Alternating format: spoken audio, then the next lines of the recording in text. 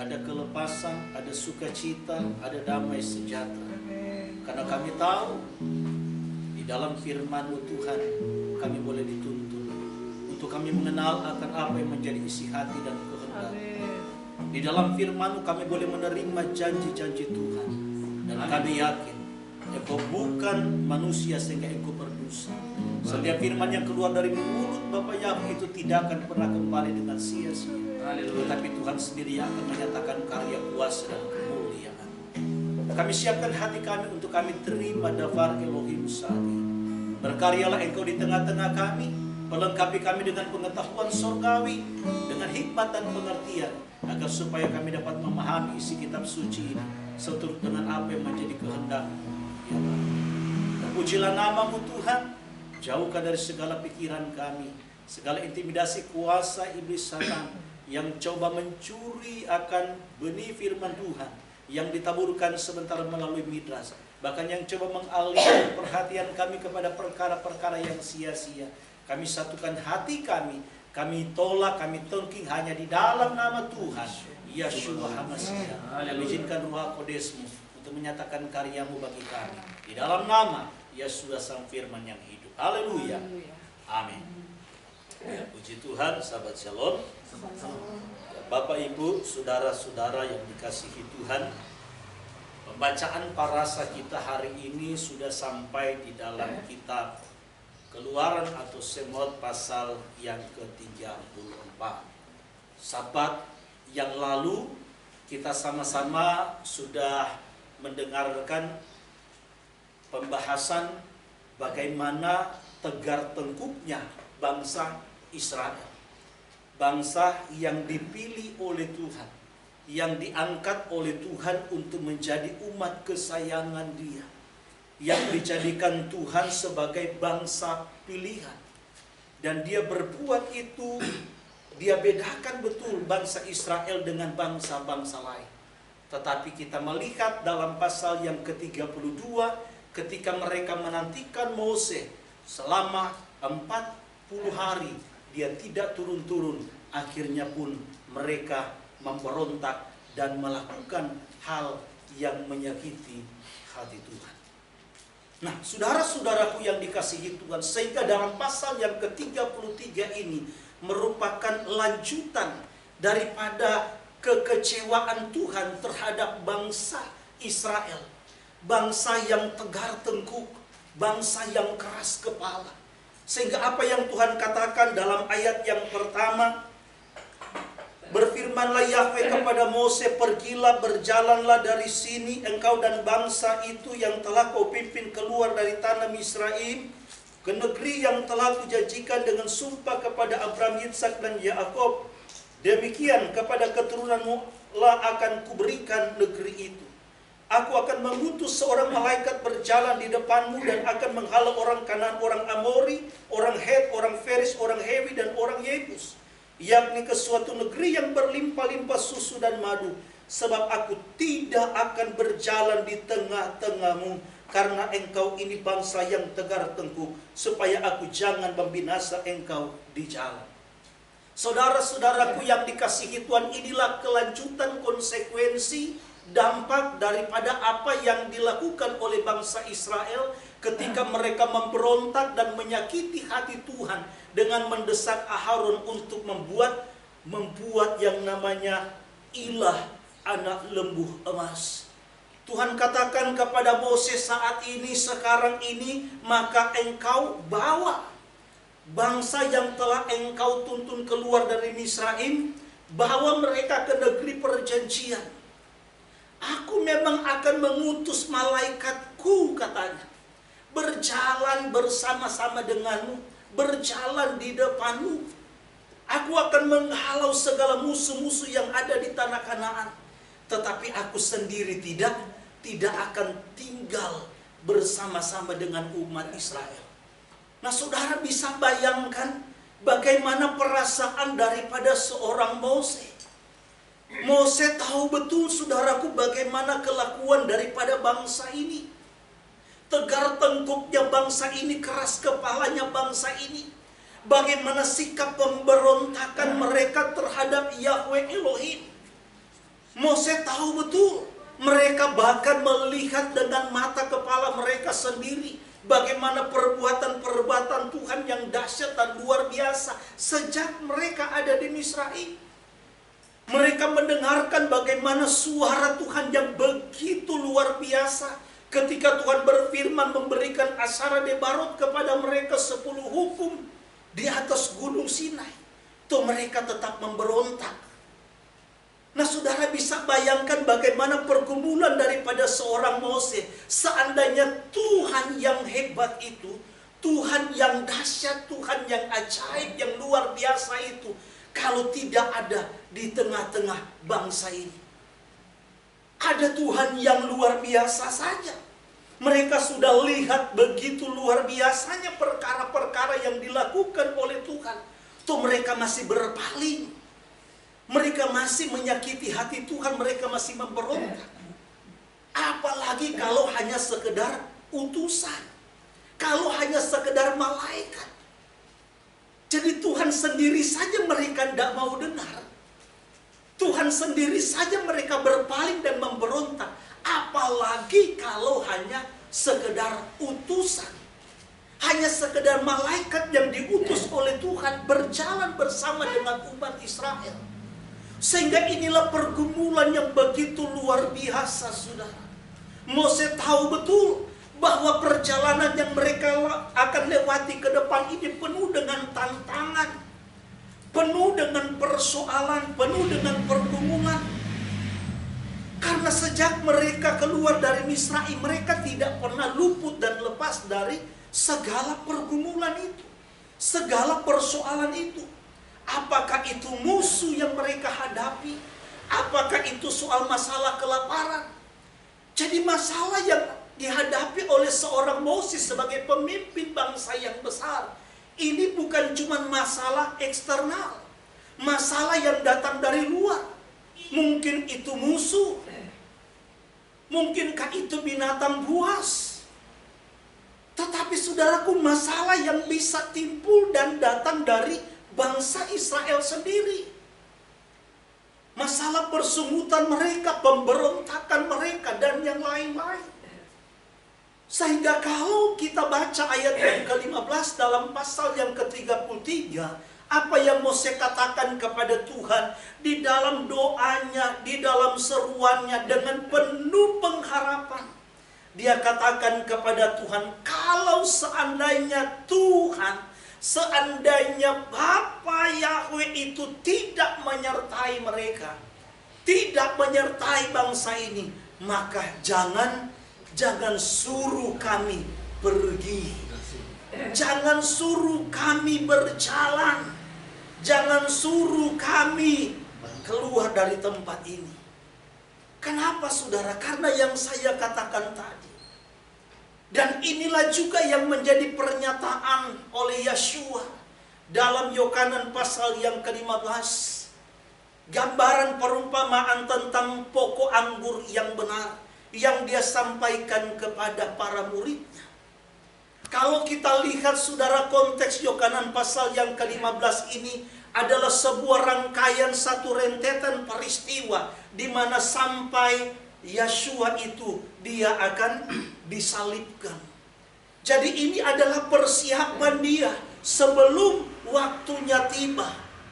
Sebelum dia ditangkap, sebelum dia disiksa, dianiaya, dan pada akhirnya dia akan mati di atas kayu salib. Maka sebelum hal itu terjadi, inilah yang menjadi pernyataan Yeshua kepada murid-muridnya yang akan dia tinggalkan. Dia tahu bahwa dia meninggalkan murid-muridnya ini ibarat dia gambarkan seperti domba di tengah-tengah serigala. Maka apa yang dia katakan kepada murid-muridnya? Kalau kamu tinggal di dalam aku dan aku tinggal di dalam kamu, maka kamu pasti akan berbuah banyak. Dia gambarkan bagaimana ranting itu tidak bisa berbuah kalau dia tidak tinggal tidak melekat kepada pokok anggur itu sendiri. Ranting yang tidak berbuah itu pasti akan dipotong dan dicampakkan ke dalam api. Tetapi ranting yang berbuah itu harus benar-benar melekat, harus tempel, harus benar-benar saudaraku menyatu dengan pokok anggur itu sendiri. Maka Yesus lanjutkan, dia katakan, di luar aku kamu tidak bisa berbuat, di luar aku kamu tidak bisa berbuat apa-apa. Yesus sedang menyatakan kepada murid-muridnya bahwa sesungguhnya dialah sumber pengharapan mereka. Yesus satu-satunya sumber pertolongan mereka, satu-satunya yang menjadi jaminan bagi mereka. Mereka bisa memperoleh kekuatan, mereka bisa memperoleh kemampuan, mereka bisa memperoleh keluputan dan kelepasan kalau mereka tetap tinggal di dalam, Yesus. Kalau mereka itu benar-benar menyatu dengan Tuhan. Dan inilah yang menjadi keinginan Tuhan di dalam kehidupan saudara dan saya. Kita tahu bersama bahwa sejak orang Israel ini dipilih oleh Tuhan dan dibawa oleh Tuhan keluar dari Misraim menuju ke tanah Kanaan, Tuhan sudah menyediakan kepada mereka itu sebuah padang gurun. Padang gurun yang kita tahu saudaraku, di sana itu ada begitu banyak hal yang akan mereka jumpai. Ada begitu banyak persoalan, ada begitu banyak pergumulan. Tetapi yang Tuhan ingatkan kepada mereka bahwa Tuhan tidak pernah meninggalkan dan membiarkan bangsa yang Dia pilih ini berjalan sendirian. Tetapi dengan kasih setia Tuhan, Dia selalu menyertai umat Israel yang Dia pilih ini dengan tiang awan dan tiang api. Itu membuktikan bagaimana pertolongan Tuhan di dalam kehidupan umat Israel. Begitu juga dengan kehidupan saudara dan saya. Ketika kita memilih untuk beriman dan percaya kepada Yeshua HaMasiah sebagai Yahweh penyelamat yang hidup, sebagai Tuhan dan Juru Selamat, penjamin satu-satunya dalam kehidupan kita, Tuhan tidak pernah berjanji bahwa jalan yang kita akan lalui ke depan itu tidak akan ada rintangan, tidak akan ada pergumulan dan persoalan. Bahkan di dalam Luka pasalnya yang ke-14 dari ayat yang ke-25, tolong Parende baca. Bagaimana Yesus menegaskan kepada orang banyak tentang konsekuensi kalau mereka mau mengikut Yesus. Pada suatu kali, banyak orang berduyun-duyun mengikuti Yesus dalam perjalanannya. Sambil berpaling, ia berkata kepada mereka, "Jikalau seorang datang kepadaku dan tidak membenci bapaknya, ibunya, istrinya, anak-anaknya, saudara-saudaranya laki-laki dan perempuan, bahkan nyawanya sendiri, ia tidak dapat menjadi muridku. Barang siapa tidak memikul salibnya dan mengikut aku, ia tidak dapat menjadi muridku." Nah, saudara perhatikan baik-baik. Yesus menegaskan betul kepada orang banyak yang mengikuti Dia. Barang siapa tidak mau mengasihi aku lebih daripada segala apapun juga, termasuk keluarga kita, orang tua kita, suami, istri, saudara-saudara kita, maka dia tidak akan pernah layak. Dia tidak bisa menjadi pengikutku, dia tidak bisa menjadi muridku. Karena memang Yeshua itu Tuhan inginkan agar supaya dia itu menjadi pribadi yang diprioritaskan, tidak mau diduakan. Sama seperti konteks yang kita baca, yang sudah saya jelaskan pada sahabat yang lalu. Yesus katakan, Yesus tegaskan kembali lagi saudara, bahwa barang siapa tidak mau memikul salibnya, jadi barang siapa yang tidak mau menderita, barang siapa tidak mau bergumul dengan hidupnya sendiri, dengan pergumulannya sendiri, dengan penderitaannya sendiri, maka dia tidak layak menjadi muridku. Kalau kita baca ayat selanjutnya, bagaimana Yesus menggambarkan, apakah ada orang yang mau membuat sebuah menara itu, tetapi tidak membuat rencana anggaran, agar supaya ketika dia membangun menara itu tidak Tidak hanya sampai di tengah jalan, tetapi benar-benar sampai selesai.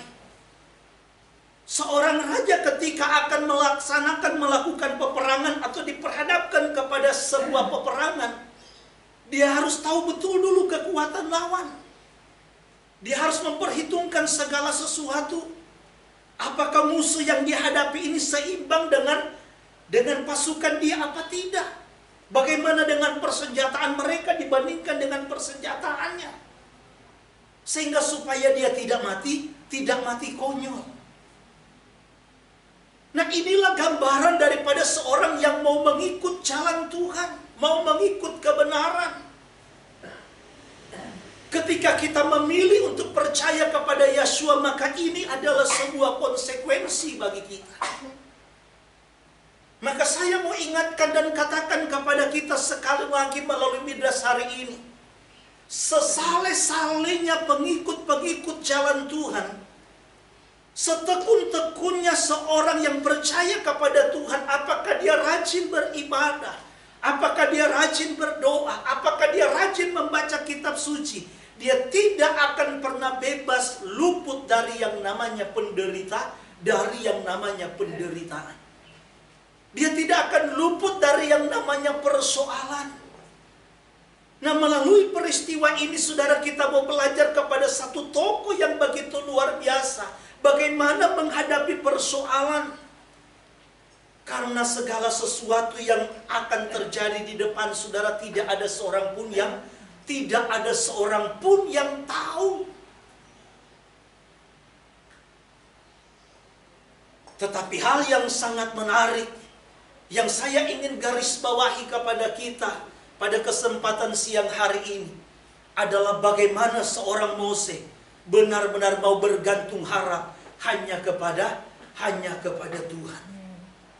Dia sadar betul bahwa dia tidak akan mungkin mampu, dia tidak akan mungkin bisa dengan kekuatan dia sendiri.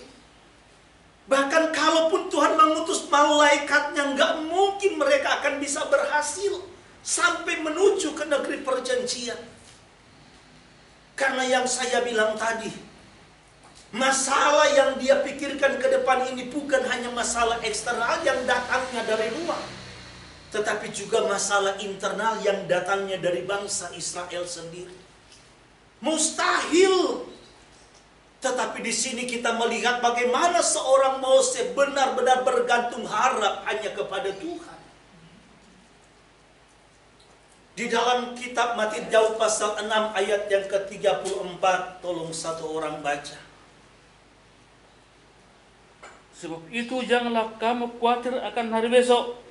Karena hari besok mempunyai kesusahannya sendiri. Kesusahan sehari cukuplah untuk sehari. Saudaraku yang dikasihi Tuhan, Yeshua mengajarkan kepada orang-orang yang mau mengikuti dia. Janganlah engkau khawatir, katanya, tentang hari besok. Sebab hari besok itu punya kesusahan sendiri. Kesusahan ini bisa kita artikan kita punya pergumulan sendiri. Mungkin punya persoalan sendiri. Dan Yeshua memang tidak pernah berjanji bahwa hari besok itu akan selalu indah. Akan selalu nyaman, akan selalu aman. Bahkan dia katakan hari besok bisa saja ada pergumulan. Bisa saja ada persoalan. Maka jangan pernah kita beranggapan, saudara, kita bermimpi bahwa dunia yang kita tinggal ini akan semakin baik. Karena memang firman Tuhan sudah menubuatkan itu. Firman Tuhan sudah menggambarkan kepada kita bahwa dunia yang kita tinggal sekarang ini bukan akan semakin baik, tetapi justru akan semakin rusak. Baik dunia dalam bentuk arti secara harafiah. Yang dimaksud adalah planet bumi yang kita tinggal ini. Kita lihat sekarang bagaimana musibah bencana yang luar biasa yang terjadi. Ya. Begitu juga kerusakan untuk manusia yang tinggal di dalamnya. Manusia akan semakin jahat. Manusia akan lebih mencintai dirinya sendiri. Dan yang lain-lain. Ini yang digambarkan oleh firman Tuhan. Ini yang digambarkan oleh firman Tuhan. Makanya karena hari besok itu punya kesusahan sendiri.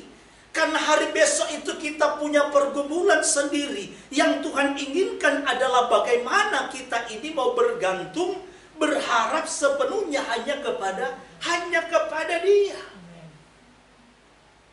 Dan saya katakan sekali lagi, contoh dan teladan yang ditunjukkan oleh seorang Moses, inilah satu pribadi yang benar-benar menunjukkan kepada kita. Pribadi yang mau benar-benar bergantung harap hanya kepada Tuhan. Dia sadar betul kemampuan dia. Dia sadar betul kekuatan dia. Tetapi segala persoalan itu dia bawa kepada Tuhan. Dia berseru kepada Tuhan. Dia meminta campur tangan dan pertolongan kepada Tuhan. Dia membangun hubungan dengan Tuhan. Dia menerima rema, dia menerima firman dengan Tuhan. Dia punya persekutuan yang intim dengan Tuhan. Dalam pasal yang keempat 34 yang kita baca hari ini dalam parasa kita. Bagaimana di sana dijelaskan ketika dalam pasal yang ke-32 dua loh batu yang dibawa turun oleh Moses. 10 hukum yang ditukik, yang ditulis dengan jari Tuhan sendiri yang dibawa oleh Moses. Karena begitu marahnya dia kepada bangsa yang memberontak ini. Akhirnya dua loh batu itu dilemparkan dan hancur. Dalam pasal 34 ayat yang ke-28 kita bisa melihat di situ bagaimana ternyata Moses naik kembali ke atas gunung. Di sana dia dengan Tuhan, saudara, 40 hari, 40 malam. Dia tidak makan roti, dia tidak minum apa-apa. Dia bangun hubungan yang intim dengan Tuhan.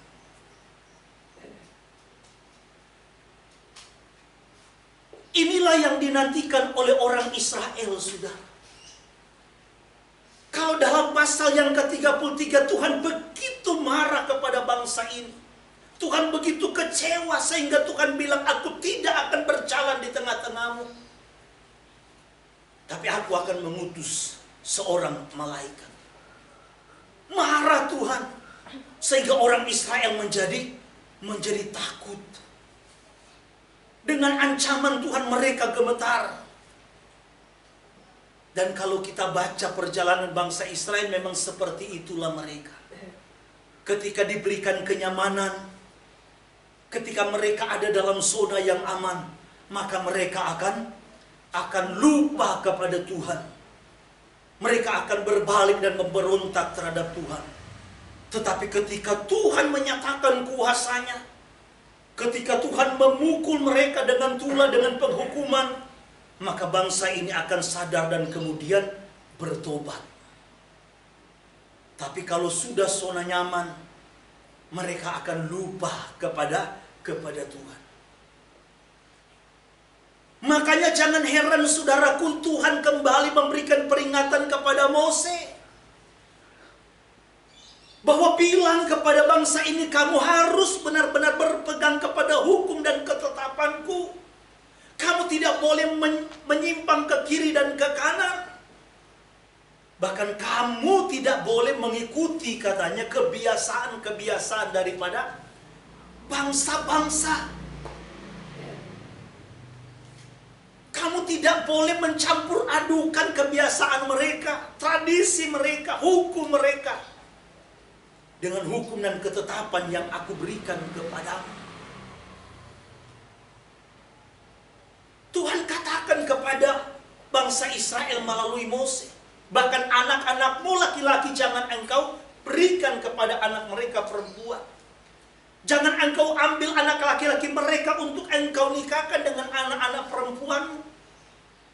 Karena memang Tuhan tidak mau bangsa ini bercampur aduk. Bukan cuman bangsa ini yang bercampur aduk saudara secara fisik, secara genetika nantinya. Tetapi yang paling fatal saudara adalah ketika hukum dan ketetapan, aturan, kebiasaan-kebiasaan daripada bangsa lain itu dipadukan dengan kebiasaan, dengan hukum dan ketetapan yang Tuhan berikan kepada bangsa Israel. Maka jangan heran saudara, Rasul Saul menegaskan kepada jemaat yang ada di Korintus. Di dalam 2 Korintus pasal 6 bagaimana Tuhan katakan bahwa engkau harus berani untuk keluar. Karena tidak mungkin ada persamaan apalagi penyatuan antara yang namanya berhala dengan yang namanya Elohim yang hakiki, dengan Tuhan yang benar. Nggak mungkin dipadukan, nggak mungkin jadi satu. Karena tradisi kebiasaan bangsa-bangsa lain berbeda dengan tradisi dan kebiasaan daripada bangsa Israel. Mereka dituntut Tuhan untuk mengikuti hukum dan ketetapan. Nah, kalau sampai mereka mengambil anak baik laki-laki maupun perempuan dari bangsa lain, takut-takut, ya, jangan-jangan nanti mereka pun akan mengikuti kebiasaan-kebiasaan bangsa-bangsa. Dan memang hal itulah yang terjadi. Sehingga sampai mereka itu dibuang ke Babel, khususnya yang namanya Israel Selatan, yang disebut dengan kerajaan Yahuda ini, yang beribu kota di Yerusalem. Kita bisa melihat bagaimana Tuhan menyatakan itu kepada Yehezkiel dalam pembuangan. Dalam Yehezkiel pasal 5 ayat 6 dan yang ke-7, Yehezkiel pasal yang ke-11 ayat 11 dan 12. Mereka lebih mengikuti peraturan bangsa-bangsa. Makanya 2 Korintus pasal yang ke-6 bilang kamu harus keluar. Kamu harus keluar. Karena memang Tuhan tidak mau dipadukan, dicampur adukan. Tuhan mau agar supaya para pengikut Dia itu benar-benar menjalankan, melakukan sesuai dengan hukum dan ketetapan Tuhan. Jadi orang yang benar-benar bergantung, berharap hanya kepada Tuhan harus bercontoh kepada Mose. Bukan hanya sekedar datang beribadah dan berdoa. Lihat bagaimana kehidupan Mose. Orang yang bergantung harap kepada Tuhan itu benar-benar, saudaraku, tidak bisa hidup kalau tanpa Tuhan. Tidak bisa berjalan, tidak bisa melakukan apa-apa tanpa campur tangan daripada Tuhan. Bukan hanya sekedar dia berseru dan meminta, memohon dengan segenap hati. Tetapi bagaimana dia punya persekutuan yang indah, yang intim dengan Tuhan, sehingga Tuhan dapat berbicara dan berfirman kepada dia. Dia bisa menangkap rema yang daripada Tuhan, menangkap pesan-pesan yang daripada Tuhan. Baik untuk pribadi dia sendiri maupun untuk bangsa yang dia pimpin. Dalam kitab Kisah pasalnya yang ke-12, yang ke-17 ayat 28 maksud saya. Tolong Pak Redi baca. Sebab di dalam Dia kita hidup, kita bergerak, kita ada. Seperti yang telah juga dikatakan oleh pujangga-pujanggamu. Firman Tuhan katakan, sebab di dalam Yeshua katanya. Di dalam Yeshua lah kita ada sampai saat ini. Karena di dalam Yeshua lah kita boleh hidup dan bergerak sampai sekarang. Berarti kita tidak bisa hidup. Kita tidak mungkin ada sampai saat ini. Kita tidak mungkin bergerak melakukan aktivitas seperti saat ini. Kalau bukan karena Tuhan. Sama seperti seekor ikan di dalam air, di dalam akuarium. Ikan itu bisa bergerak, ikan itu bisa hidup, ikan itu bisa bernafas, karena ikan itu ada di dalam air. Jadi selama ikan itu ada di dalam air, maka dia punya jaminan dia memperoleh hidup, dia bisa bergerak, dia bisa melakukan aktivitas dia selama dia tinggal di dalam air. Tetapi kalau ikan itu keluar dari air, maka pasti ikan itu akan mati. Demikianlah keadaan kehidupan kita yang digambarkan oleh firman Tuhan dalam kitab Kisah pasal yang ke-17 tadi, ayat yang ke-28. Kita bisa bergerak, kita bisa hidup, kita bisa ada sampai saat ini. Semua karena Dia. Nah, kalau kita menyadari akan hal itu, maka jangan pernah lepas. Jangan pernah lepaskan Tuhan dalam hidup kita. Jangan biarkan diri kita jauh dengan Tuhan. Sebagaimana yang dikatakan tadi dalam Yohanan pasal yang ke-15 ayat yang ke-5. Karena di luar Tuhan Yeshua HaMasiah, ketika kita jauh dengan Yeshua HaMasiah, terlepas dari Yeshua HaMasiah, maka kita pasti akan binasa. Maka kita pasti akan hancur.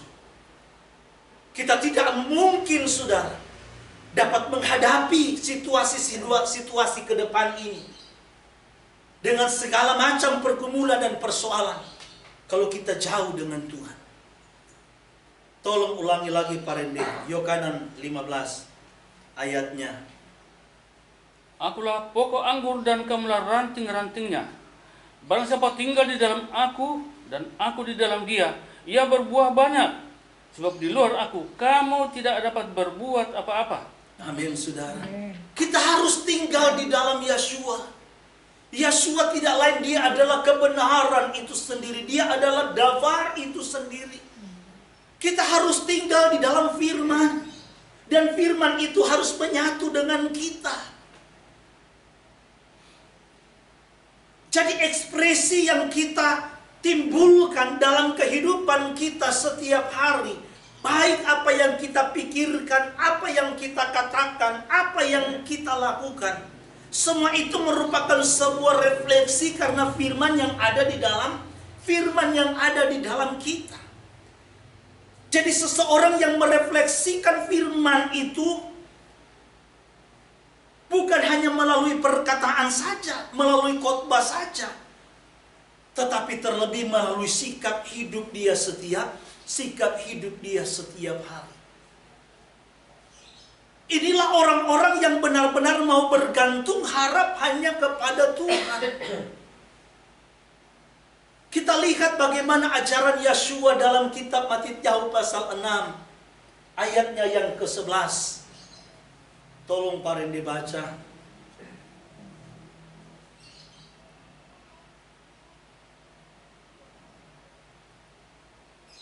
Berikanlah kami pada hari ini makanan kami yang secukupnya. Nah, di dalam doa yang diajarkan oleh Tuhan Yeshua, saudara, kepada murid-muridnya adalah apa? Berikanlah kami hari ini makanan kami yang secukupnya. Kalau dalam bahasa Ifrim yang seringkali kita baca dalam Amidah kita, ya, di situ dipakai kata tenlanu, hayom. Tenlanu itu artinya berikan kami. Hayom itu artinya hari ini. Lechem itu artinya roti secara letterlek. Jadi secara etimologi, lechem itu artinya roti. Karena memang bangsa Israel makanan pokoknya itu adalah roti, ya, sehingga diterjemahkan dengan makanan. Nah, kukeinu itu artinya sesuai aturanmu, ya, jadi sesuai dengan aturanmu. Itulah yang Tuhan katakan. Artinya makanan yang kita minta kepada Tuhan bukan hasil kejahatan, bukan hasil korupsi, bukan hasil nipu, bukan hasil mencuri, tetapi benar-benar makanan yang halal, makanan yang sesuai dengan Torahnya Tuhan, makanan yang sesuai dengan firman Tuhan. Dan ingat yang diajarkan oleh Yeshua, tidak disuruh, tidak diperintahkan murid-muridnya untuk minta kepada Tuhan, berikan kami makanan untuk 1 minggu. Kalau kita minta makanan kepada Tuhan untuk 1 minggu, mungkin saja nanti minggu depan kita baru berdoa lagi dan minta lagi. Tuhan tidak ajarkan kita minta makanan untuk 1 bulan, karena takutnya nanti kita berdoa minta lagi pada waktu bulan depan. Begitu juga tidak untuk tahun depan. Tetapi yang Tuhan ajarkan, kita minta kepada Tuhan untuk kebutuhan kita, untuk makanan kita, hanya untuk hari ini. Supaya apa? Supaya kehidupan kita sebagai umat Tuhan, sebagai para pengikut Dia, memang benar-benar bergantung, berharap hanya kepada Tuhan. Kita bukan mengandalkan jabatan kita, pekerjaan kita, pengalaman kita, kekuatan kita, mengandalkan orang lain, mengandalkan gaji kita, tidak. Tetapi yang Tuhan inginkan adalah bagaimana kita betul-betul hidup mengandalkan Tuhan, hidup berpengharapan hanya kepada Dia. Sehingga Dia ajarkan kepada kita itu untuk meminta makanan yang menjadi kebutuhan pokok kita itu hari demi hari. Kita minta untuk hari ini, supaya besok lagi kita akan datang kepada Tuhan, bergantung lagi kepada Tuhan, memohon lagi kepada Tuhan untuk meminta kebutuhan kita untuk hari itu. Saudara-saudaraku yang dikasihi Tuhan, ini yang Tuhan inginkan bagi kita. Makanya di dalam firman Tuhan, tolong pada dibaca, di dalam kitab Iyob pasal yang ke-12, ayat 9 dan ayat yang ke-10. Siapakah di antara setiap orang ini yang tidak mengetahui bahwa tangan Yahweh telah melakukan hal ini? Di dalam tangannya ada jiwa segala makhluk hidup dan napas seluruh tubuh manusia. Bukankah telinga menguji kata-kata? Sampai di situ saja. Perhatikan baik-baik apa yang dikatakan oleh Iyob pasalnya yang ke-12 ayat 9 sampai ayat yang ke-10. Bahwa di dalam tangan Tuhan, di dalam genggaman Tuhan, itu terletak jiwa manusia, hidup manusia. Jadi hidup kita itu bukan bergantung daripada pekerjaan kita. Hidup kita bukan bergantung daripada gaji kita. Hidup kita bukan bergantung dari segala pengalaman kita. Bukan bergantung kepada pensiunan kita. Tetapi hidup kita itu, jiwa kita, nyawa kita, itu bergantung kepada Tuhan. Maka saudara, jangan kita takut dan khawatir. Memang saat-saat ini saudaraku, ya, kekhawatiran, ketakutan itu memang sedang melanda hampir, bukan hampir lagi, sudah seluruh dunia. Saudara bisa bayangkan, ya, virus corona ini mewabah, melanda seluruh dunia ini. Sudah dirayakan bulan Desember kemarin ulang tahunnya katanya, ya, ulang tahun corona. Berarti sudah 1 tahun lebih, saudara. Sampai sekarang belum selesai. Virus COVID-19 saja belum selesai. Muncul lagi, saudara, virus yang lain. Namanya apa? B117. Wih. Kita tidak tahu lagi, saudara. Katanya saudara, virus ini lebih berbahaya lagi. Lebih sadis lagi karena cara penularannya sangat cepat. Dan cara bekerjanya, saudara, untuk membunuh manusia itu pun sangat cepat. Nah, di Indonesia ini sudah ada beberapa kasus. Jadi kita bisa melihat, saudara-saudaraku yang dikasihi Tuhan, saat-saat ini dunia sedang dihantui dengan segala ketakutan. Tetapi bagi orang-orang yang hidup, yang saya bilang tadi, mengandalkan Tuhan, yang menggantungkan harapannya sepenuhnya kepada Tuhan, sama seperti Mose yang lakukan, ya, Jadi Mose, firman Tuhan katakan kalau kita baca tadi dalam parasa, orang yang mendapatkan kasih karunia. Ya. Nah, kasih karunia sebagaimana yang sudah sering dijelaskan dalam midras, dalam sharing, seperti Pak Tara juga suka jelaskan, kita bisa melihat di dalam pribadi Mose. Bagaimana seseorang yang mendapat kasih karunia, apa yang dilakukan oleh seorang Mose.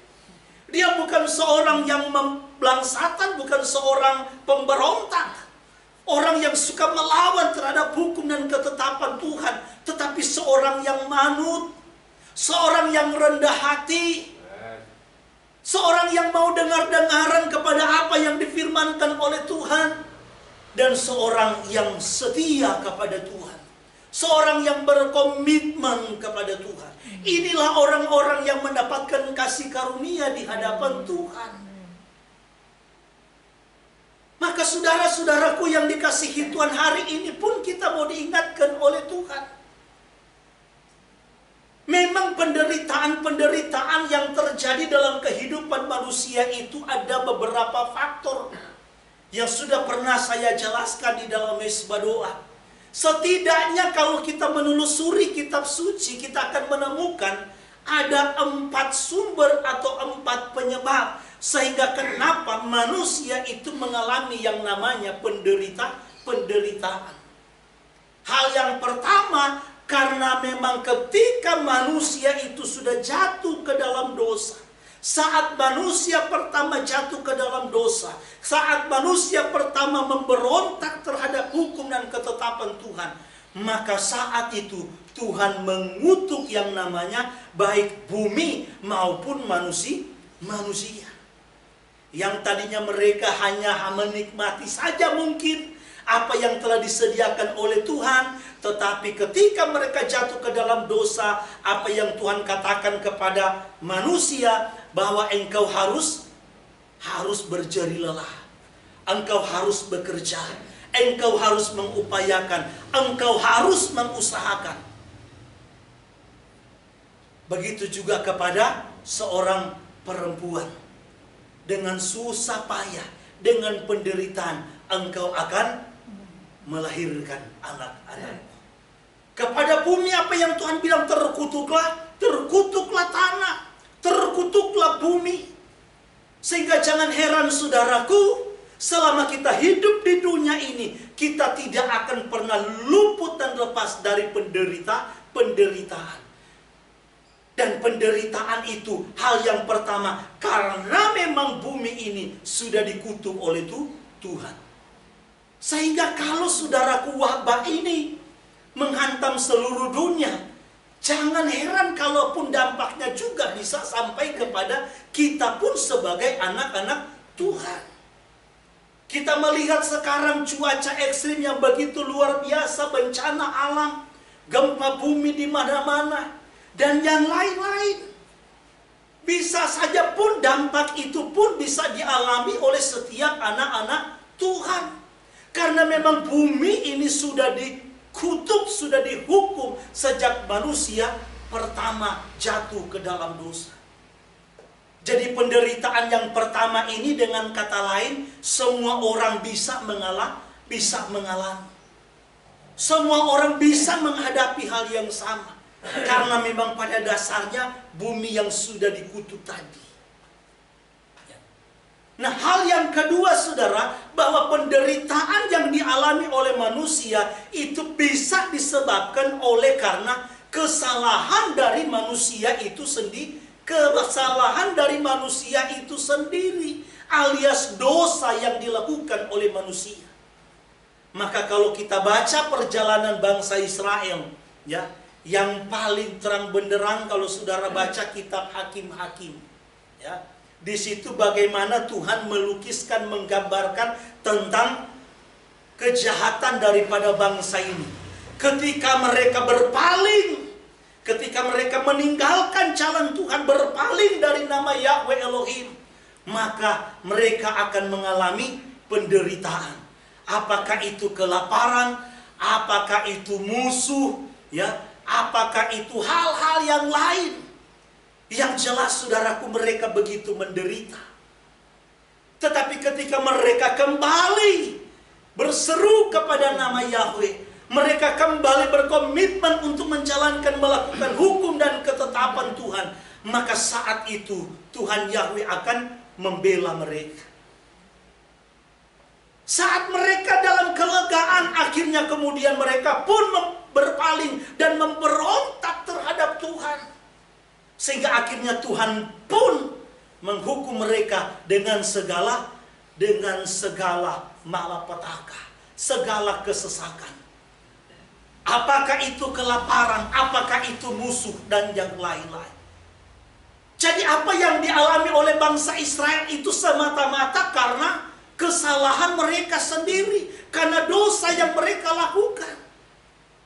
Maka dalam Tehillim pasal yang ke-107 ayat yang ke berapa? 17, tolong Pak Randy baca.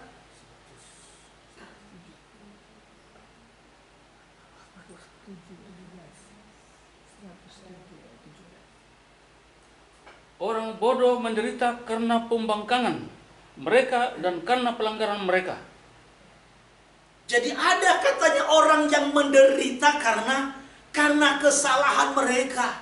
Ada orang yang menderita, kalau terjemahan lain bilang ada orang yang sakit juga karena dosa mereka, karena kesalahan mereka, karena kelakuan mereka. Jadi bukan karena memang dunia ini sudah dihukum, tetapi memang karena mereka yang hidupnya suka melakukan apa yang jahat di mata Tuhan.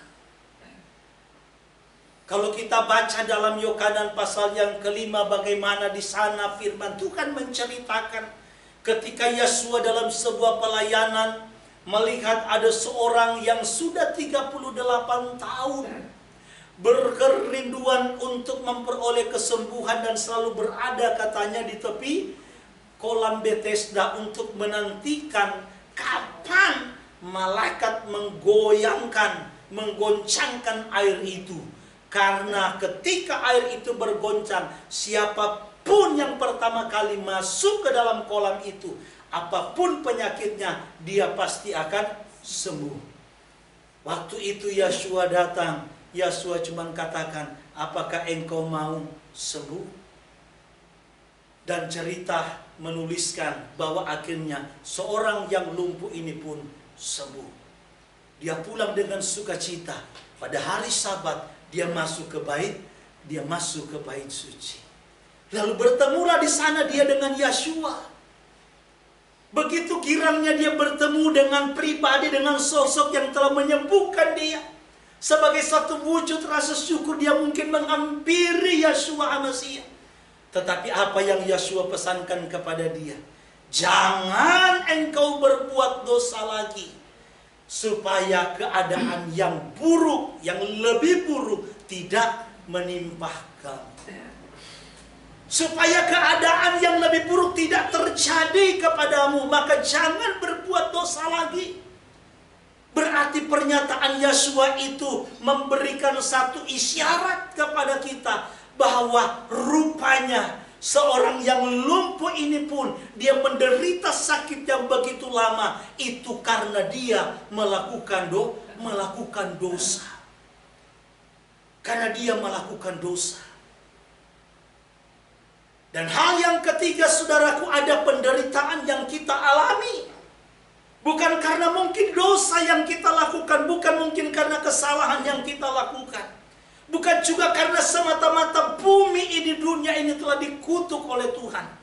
Tetapi yang ketiga bisa terjadi sama seperti Iyov. Karena pekerjaan dari hasyatan, pekerjaan dari iblis. Dan tentunya itu pun semua atas seizin Tuhan. Atas seizin Tuhan. Dan hal yang keempat, penderitaan itu bisa terjadi karena memang Tuhan mengizinkan itu terjadi. Sebagai bentuk ujian kepada kita untuk mendewasakan dan mematangkan iman kita. Untuk membuat iman kita semakin disempurnakan di dalam Dia. Ibarat yang namanya emas. Kalau mau tahu kemurnian emas itu, kalau mau mendapatkan kemurnian dari emas itu, maka emas itu harus dibakar. dilebur dengan api, supaya benar-benar yang keluar itu, yang tinggal itu, tinggal emas yang murni. Begitulah kehidupan kita di dalam Tuhan. Maka yang saya sudah pernah katakan kepada kita, ibarat seorang dokter. Sebelum saudaraku, dia melakukan tindakan, sebelum dia mendiagnosa lebih lanjut seorang pasien yang sedang sakit, dia harus tahu dulu kronologisnya. Dia harus tahu dulu riwayatnya. Kenapa ini bisa terjadi? Ya. Karena kalau tidak maka akan sulit. Sehingga penanganannya akan lama. Kemungkinan sembuhnya pun akan lama. Bahkan bisa saja justru bukan makin sembuh, tetapi justru makin parah. Maka riwayat itu penting, saudara. Ya. Riwayat itu penting. Kenapa ini bisa terjadi? Waktu anak saya Sasya kena ya mau bilang cacar air juga bukan. Jadi ada muncul bintik-bintik merah, ya, dari 1, 2, akhirnya sampai banyak. Dokter bilang, ada makan apa dek? Ingat-ingat makan apa ya? Ya makan biasa aja. Ya. Mungkin di rumah ada yang kena seperti ini. Waduh, nggak ada juga.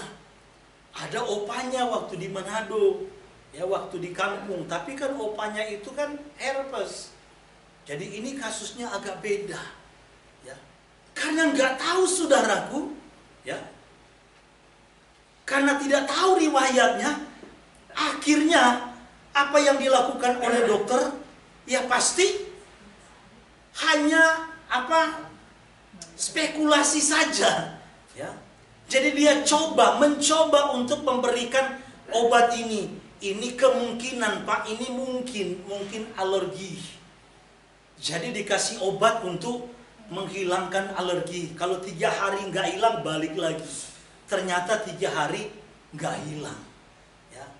Karena memang riwayat itu penting. Ya. Supaya dapat mendiagnosa dengan tepat. Dan itu akan mempengaruhi tindakan. Baik tindakan medis maupun dalam soal pemberian resep atau obat. Nah begitu juga dengan kehidupan kita mengiring Tuhan. Sangat penting bagi kita untuk meminta kepekaan kepada Tuhan. Penderitaan, pergumulan yang kita alami, persoalan yang kita alami saat-saat ini karena apa? Kalau seandainya saudara persoalan, pergumulan, penderitaan yang kita alami karena ada dosa yang kita lakukan, karena ada salah di hadapan Tuhan, maka tidak ada jalan lain. Jalan penyelesaiannya saudaraku hanya satu, yaitu bertobat. Kita harus bertobat sadar, minta ampun dan berbalik untuk hidup kembali selaras dengan apa yang Tuhan inginkan.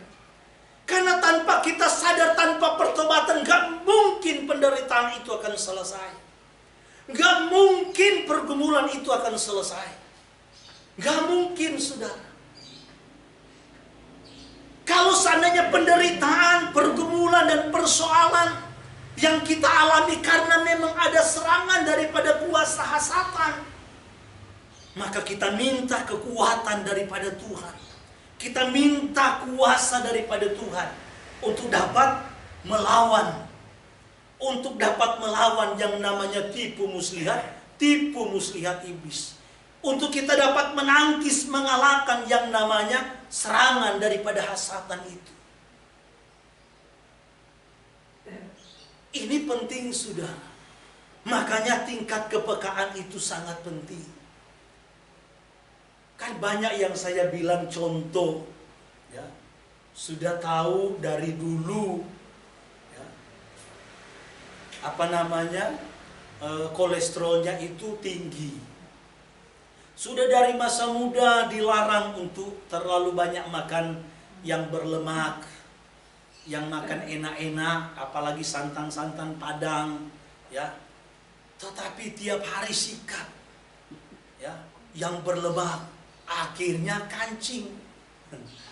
Ya, waktu kancing bawa rumah sakit, dirawat di sana. Waktu dirawat di sana, waduh datanglah pendeta. Ya, tanpa tahu bagaimana sejarahnya, kronologisnya, langsung berdoa.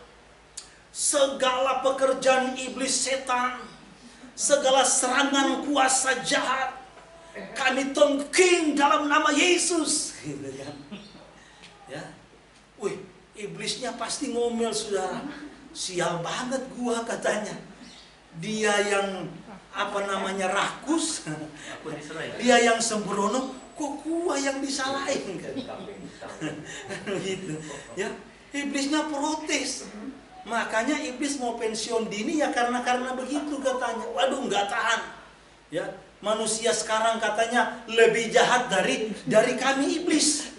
Bisa bayangin, ketika dia berselingkuh, dia berbuat zina, waktu minta berdoa kepada pendeta, dia bilang, pendeta tolong doakan. Semua ini karena iblis yang mempengaruhi pikiran saya. Iblis bilang, lu gila, lu yang nikmati, lu yang enak, gua yang disalahin, gua yang dikambing hitam.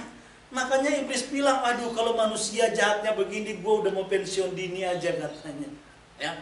Lu yang korupsi, lu yang nikmati, lu yang enak, lu salahin iblis. Jadi selalu katanya iblis yang salah. Semua seolah-olah iblis. Padahal dasar lu yang rakus, lu yang daging, lu yang memang dasar cabul. Kok iblis yang lu timpakan kesalahanmu? Ya. Nah, banyak manusia yang jahatnya begitu. Makanya iblis sampai udah mau pensiun dini, saudara. Ya. Karena menghadapi manusia yang terlalu jahat. Nah, jadi kembali lagi, saudaraku, ini penting. Dan hal yang ketiga, kalau seandainya pergumulan, penderitaan, persoalan itu karena memang diizinkan Tuhan terjadi, apakah karena memang konsekuensi hukum bumi ini sudah dihukum oleh Tuhan, atau Tuhan sedang mendewasakan iman kita, maka tidak ada jalan lain, saudara. Jangan minta kemudahan daripada Tuhan. Jangan hanya sekedar minta solusi daripada Tuhan, tetapi yang lebih penting, minta kekuatan dan kemampuan dari Tuhan. Minta kekuatan dan kemampuan dari Tuhan. Jangan sekedar minta kemudahan. Kalau kita mau baca kitab Ifrim, saudara, pasal yang ke-12, kita akan melihat di sana bagaimana Tuhan menggambarkan cara dia mendidik umat Israel, cara dia mendidik para pengikutnya. Tidak lain, dia gambarkan sama seperti seorang bapak yang mau mendidik anak-anaknya. Firman Tuhan katakan, barang siapa ku kasihi maka dia ku tegur, barang siapa ku kasihi maka dia akan ku hajar. Karena anak-anak yang gampang yang saya bilang tadi, yang hanya minta kemudahan ketika menghadapi masalah, inilah gambaran anak-anak gampang. Maka akan sangat berbeda kualitas daripada seorang anak yang dididik dengan teguran, dididik dengan hajaran. Ya. Dengan anak-anak yang dididik dengan dididik dengan kemanjaan. Selalu diberikan kemudahan. Ada apa-apa pokoknya anak tidak mau tahu. Pokoknya mama dan papa harus siapkan. Saya butuh ini, pokoknya harus ada. Saya tidak mau tahu. Nah, anak-anak yang dididik dengan kemudahan seperti ini, dididik dengan kemanjaan, itu kedepannya, saudaraku, itu kualitasnya itu sangat diragukan. Tetapi kalau anak-anak kita dari kecil dididik dengan teguran, dididik dengan nasihat, bahkan dididik dengan hajaran, ya, dengan pukulan, niscaya ke depan mereka akan menjadi orang-orang yang dewasa. Ya, bukan hanya sekedar dewasa secara usia, dewasa dalam pemikiran, dewasa dalam tindakan, terlebih dewasa di dalam iman.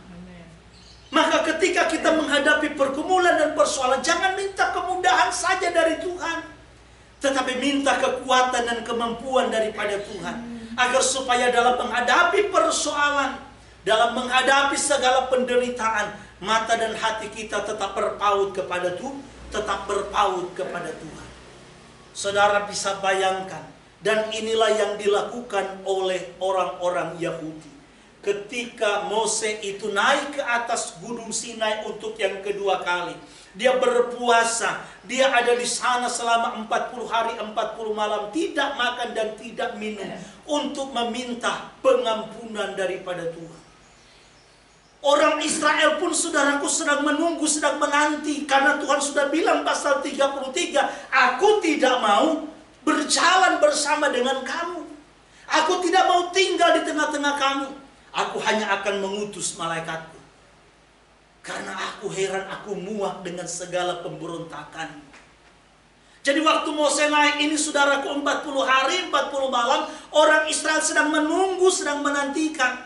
Apakah Mose turun dengan membawa pengampunan, berita pengampunan dari Tuhan, ataukah berita penghukuman daripada Tuhan?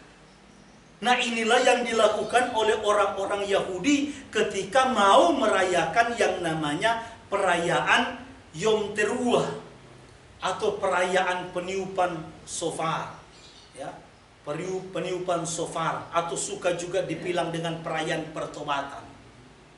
Ya. Perayaan pertobatan yang dilakukan oleh kebanyakan orang Yahudi dari kebanyakan masa bukan dimulai pada tanggal 1 Tisri, tetapi justru pada tanggal 1 sebelum bulan Tisri. Bulan apa, Pak Rende? Elul. Ya. Jadi dari tanggal 1 bulan Elul sampai tanggal puncaknya tanggal 10 bulan Tisri. Jadi totalnya ada 40 hari. Ya. Dan dari 40 hari inilah mereka terus menyuarakan suara pertobatan, suara pertobatan. Suara pertobatan tentunya dalam konsep mereka, yang memang kadang-kadang berbeda dengan suara pertobatan yang didengungkan oleh para pengikut jalan Tuhan. Ya. Jadi saudara-saudaraku yang dikasihi Tuhan, ini penting bagi kita. Harus benar-benar kita sadar bahwa tanpa Tuhan ada di dalam hidup kita, maka mustahil kita dapat bertahan di dalam ketekunan dan kesetiaan. Dengan iman yang teguh, iman yang sungguh-sungguh, iman yang hakiki, yang sejalan dan selaras dengan firman Tuhan. Maka apa yang dikatakan tadi dalam Keluaran 34 ayat yang ke-8, tolong Pak Rende baca. Segeralah Mose berlutut ke tanah, lalu sujud menyembah.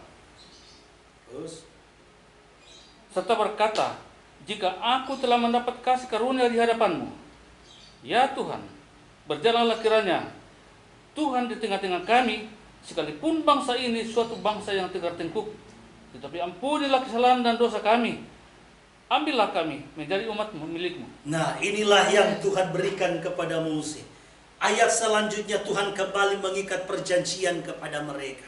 Tetapi yang selalu saya bilang, saudara, ketika Mose memohonkan agar supaya Tuhan tetap tinggal di tengah-tengah umat Israel, sekalipun bangsa ini tegar tengkuk, kiranya Tuhan mengampuni segala dosa dan kesalahan mereka. Memang Tuhan ampuni.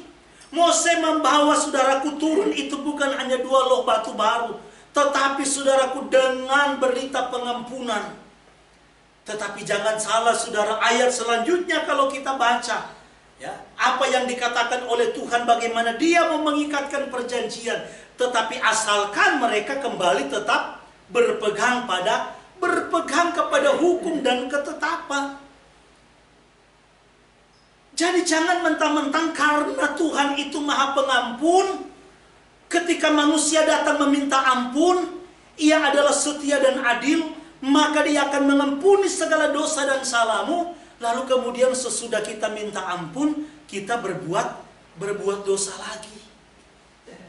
Bahkan ada orang, saudara, pernah berkata kepada saya, ya, saya itu katanya kalau berbuat dosa, ya, yang penting itu malam sebelum tidur.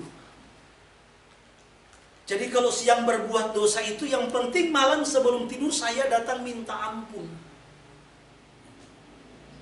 Jadi kita ini kadang-kadang, saudara, apa yang kita lakukan secara terus-menerus, bahkan sejak dulu, itu belum tentu yang kita lakukan itu hal yang benar.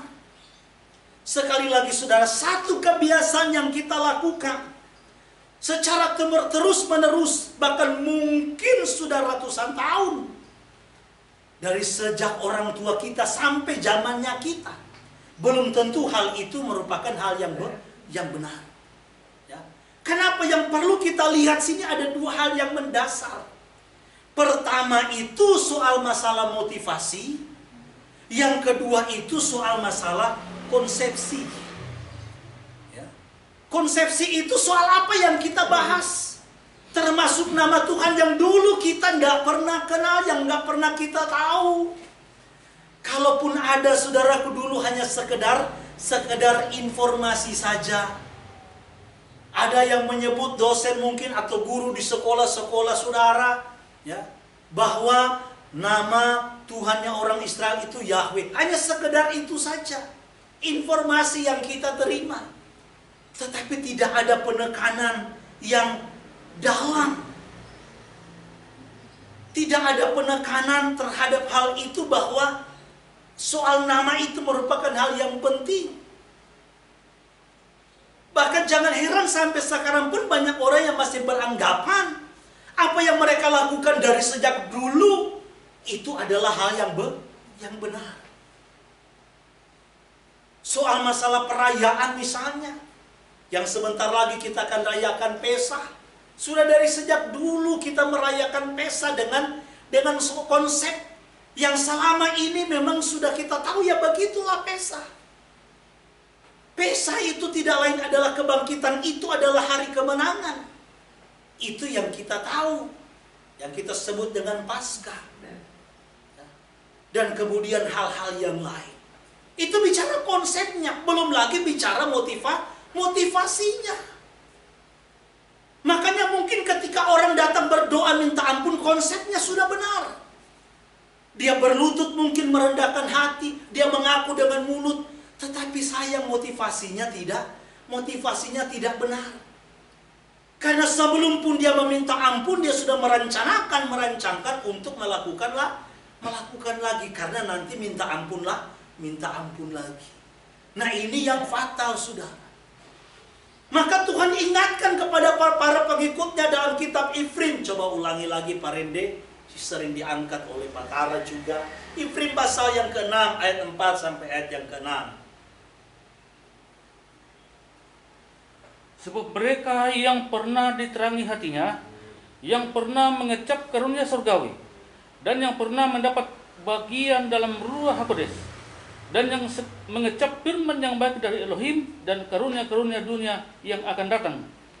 Namun, yang murtad lagi tidak mungkin dibaharui sekali lagi sedemikian, sehingga mereka bertobat, sebab mereka menyelipkan lagi anak Elohim bagi diri mereka dan menghinanya di muka umum. Nah, Ifrim pasal 10 ayat 26 seterusnya.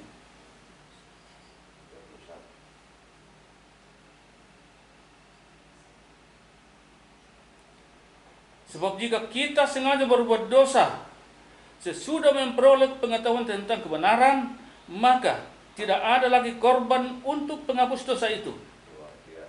Tetapi yang ada ialah kematian yang mengerikan, akan penghakiman dan api yang dahsyat yang akan menghanguskan semua orang durhaka.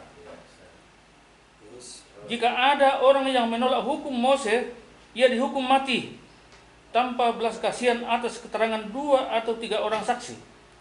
Betapa lebih beratnya hukuman yang harus dijatuhkan atas dia yang menginjak-injak anak Elohim, yang menganggap najis darah perjanjian yang menguduskannya, dan yang menghina roh kasih karunia. Sebab kita mengenal dia yang berkata, pembalasan adalah hakku, akulah yang akan menuntut pembalasan. Dan lagi, Tuhan akan menghakimi umatnya. Ngeri benar kalau jatuh ke dalam tangan Elohim yang hidup. Jadi saudara-saudaraku yang dikasihi Tuhan, ini harus menjadi perenungan kita bersama. Sama seperti Mose ketika dia meminta pengampunan daripada Tuhan. Apa yang Tuhan katakan, Tuhan ingatkan agar supaya bangsa ini harus punya komitmen yang kuat, harus tekun dan setia untuk berpegang dan mengikuti, mentaati, melakukan apa yang Tuhan perintahkan. Jangan karena mentang-mentang sudah menerima pengampunan, Moses sudah membawa kabar pengampunan yang daripada Tuhan, lalu kemudian lu seenaknya lagi. Maka kalau kamu itu seenaknya lagi, maka pasti penghukuman Tuhan akan dijatuhkan lagi kepada bangsa Israel. Nah, apalagi kata firman Tuhan yang kita baca tadi, saudaraku, kita menghina roh kasih karunia dengan kita sengaja berbuat dosa setelah kita mengenal kebenaran. Maka Tuhan katakan melalui firman-Nya, kitab Ifrim bilang, tidak ada lagi katanya korban, tidak ada lagi pengampunan. Maka itu yang saya bilang, saudara, mari kita punya komitmen yang kuat. Kalau toh misalnya, saudaraku, ternyata ketika kita berjalan, ya, menjalani hidup ini, waktu kita diperhadapkan kepada penderitaan, pergumulan dan persoalan, sudah berupaya dan sudah berusaha, tetapi ternyata, saudaraku, kita terpeleset tanpa kita sadar, tanpa kita duga. Ibarat kita lagi berjalan di hujan, saudara, yang licin, kemudian mungkin tanpa kita lihat, lalu kemudian kita terpeleset dan jatuh. Nah, kalau kita pun sudah berusaha, saudaraku, dengan sungguh-sungguh, tapi masih terpeleset lagi, bangkit kembali. Arahkan hatimu dan komitmen lagi kepada Tuhan, tetapi bukan dengan sengaja. Maka perhatikan baik-baik yang namanya korban pengampunan dosa, saudara. Kalau saya mau jelaskan nanti panjang lebar. Tetapi inti dari yang namanya korban pendamaian, yang dibawa oleh korban oleh yang namanya, saudaraku, baik penatua, baik seluruh umat, baik imam itu sendiri, saudara. Ya, kalau kita lihat dalam firman Tuhan konteksnya itu, kalau mereka melakukan dosa yang tidak disengaja. Ya. Tapi kalau kita baca sudah dalam Bilangan pasal berapa? 15 ayat 31 kalau tidak salah. Kalau ada orang Israel dengan sengaja berbuat dosa, setelah mereka tahu hukum Tuhan, itu mereka sama dengan mereka tidak menghormati Tuhan. Itu mereka sama dengan mereka menajiskan Tuhan. Maka firman Tuhan katakan mereka akan dihukum mati. Begitu juga dengan kehidupan saudara dan saya. Berjuanglah kita, ambillah satu komitmen. Sekalipun kita menghadapi persoalan, sekalipun kita ada dalam penderitaan, tapi jangan pernah lepaskan Tuhan. Kalau saudara beranggap sama seperti Moses yang menerima kasih karunia daripada Tuhan, maka jadikan apa yang dilakukan Moses ini sebagai panutan dan teladan. Itulah gambaran orang-orang yang memperoleh kasih karunia. Tidak bisa jauh dengan Tuhan, tidak bisa berbuat apa-apa di luar Tuhan, bergantung hidupnya sepenuhnya kepada Tuhan. Karena memang Tuhan Yahweh lah satu-satunya sumber pengharapan kita. Dia sumber keselamatan kita yang pasti akan menopang, bahkan menolong kehidupan saudara dan saya. Biarlah Midras hari ini boleh memberikan manfaat bagi kita, nasihat bagi kita untuk semakin teguh berpengharapan di dalam Dia. Tuhan memberkati. Mari kita akan masuk di dalam doa